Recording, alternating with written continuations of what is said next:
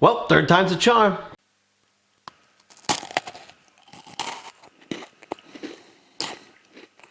You ever have the guys that come in and order all this shit? Pads, rotors, struts, oil, a bunch of turbo juice that they don't need. At the last second say, is that with my discount? No, dingus, because how was I supposed to know, guy I've never seen before, that you had an account here? What's worse is the chooches that call in to get all these prices and then come back and say, is that with my discount? No, really, let me fucking check it all again under your account. Maybe start the conversation with the account that you're calling for. I actually had a guy come in multiple times saying that he had a commercial account. So naturally, I asked what the account was. Oh, I don't know. So you have an account, but you don't know the name of it. No, it's the one Billy puts me under. So it's not actually your account.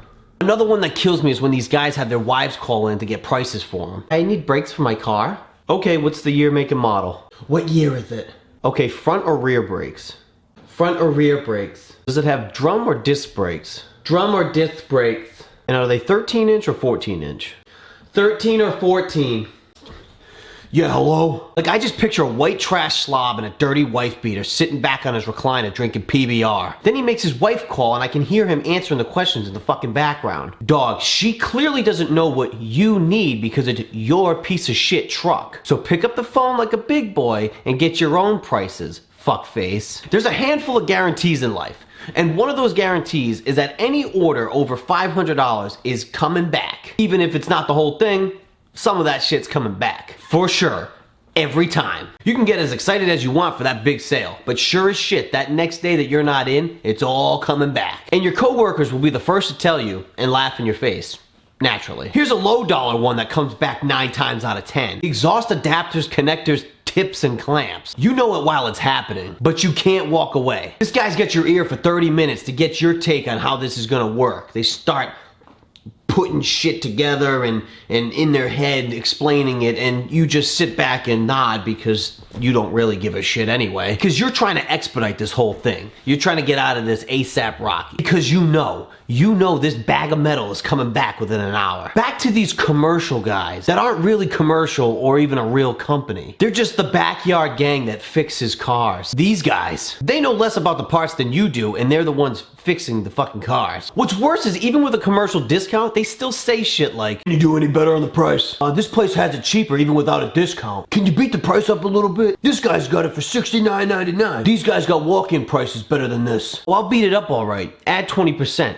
Keep it up and it's gonna double. These are also the same guys that show up on a Sunday morning and wait in the parking lot before the store opens to return the shit you double discounted for them. Which, I'm gonna tell you this, even though I shouldn't have to. If you're waiting in the parking lot of a parts store before they open, especially on a weekend, especially on a Sunday, you need to get a fucking life. Or a hobby, or, you know, some friends, or just sleep in. You didn't have anything else to do on a Sunday morning at 7:30. Are you fucking kidding me? You had to get that $12 back ASAP, didn't you? Needed the money for a pack of smokes? Now that we're on that tobacco topic, let me tell you this. Back in the day, your boy used to dip. I know. Relax. I don't do it anymore. When I had such a habit, I would never, ever bring a spitter into a public place. Why?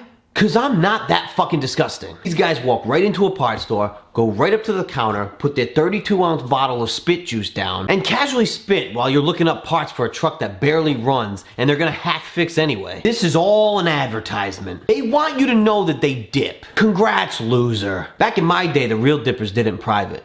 We didn't have to advertise it. You ever have the ones that come in and swear they bought a part from your store, even though you know damn well it's another store's brand? Nah, man, I bought it here. I know I did. I bought some oil with it. Oh, why the fuck didn't you say so? I remember now. You bought parts and oil. The only motherfucker that ever did that. I don't know where y'all are from, but Rhode Island is so small you can barely see it on the map. You can drive anywhere within 45 minutes. So you would think as bad as these people need these parts, they'll ask if another store has it. Yeah, our hub store in Providence has too. Oh, I ain't going all the way to Providence. All the way. It's 15 minutes from here. Now wait, you'll wait a whole day for a part you could have in 15 minutes. Obviously, you don't need it that bad. But boy, oh boy, when Monster Trucks comes to town, the whole fucking town shuts down to go to Providence. We gotta watch the big truck do jumps. Here's one too that a lot of people don't get. These stores will close for 2 days a year. That's it. You ain't getting no holidays. You might get time and a half, but you're only getting 2 real holidays. This is the same reason why these stores are open till 9 o'clock. Just for the few stragglers that roam in after 7, just to look around or get prices on shit they're never gonna buy. What a way to spend 2+ hours. 7 to 9 is for returns and air fresheners. Love it when there's a district manager or someone from corporate coming into the store. You usually get a heads up because the entire week everything's getting cleaned and organized. Guys are getting haircuts, they're actually showering. They tuck in their shirts and they talk exactly like they do in the training videos. It's hysterical. Acting at its finest. These guys come in and they're seeing the most polished version of the store. Everyone's all of a sudden super friendly and helping. Yet 2 days ago, we're all swearing at each other and arguing about who left early, who took a long lunch, and who came in late. The best is when a district manager comes into the store unannounced. And then the entire crew runs down the aisles to tuck in their shirts. As if your shirt being tucked in changes anybody's perception about buying auto parts. Have you seen the fucking people that come into these stores? You think they give a shit? Have you gotten a whiff for some of these people when they come in? Some of these people were actually lucky they even wear shirts. The backyard garage gang. When they get the wrong parts, they'll just come in, drop it on the counter and say, "Yeah, you sold me the wrong one." Hi? Let me look it up again. What's the size of the brakes? 13. Oh, well, you said before that they were 14. No, I didn't. Okay, you're right. I grabbed the 14 on purpose, rang it out, gave it to you, just so you could come back and we could have this awkward exchange. These are some of the same guys that'll come in and go behind the counter and start looking up their own parts, because, you know, they know it all. Get the first question that comes up and they don't know the answer, and I just sit back grinning. So now you see.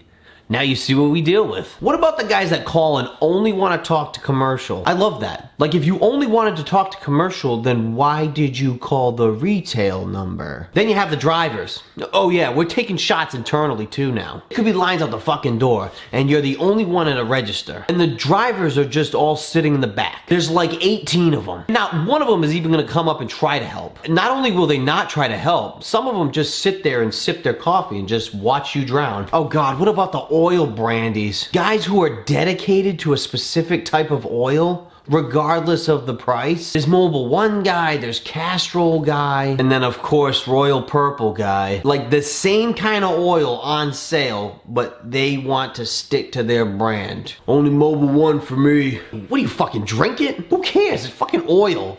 It's synthetic oil. It's all the same shit. You're getting lost in the branding. Then there's the people that call in asking for muffler bearings and blanker fluid and part number 121G. If you've worked at a specific auto parts retailer, you know part number 121G. We hear this weekly, almost daily. We get it. It wasn't funny the first time. Thank you guys for watching the 3rd installment of Working in Auto Parts. If you like this video, give it a thumbs up, hit the subscribe button, and part 4 maybe? Oh yeah, beer. Fucking beer, more beer, 1 beer, 2 beer, PBR, fucking beer, I love beer, beer, beer, beer, beer, beer.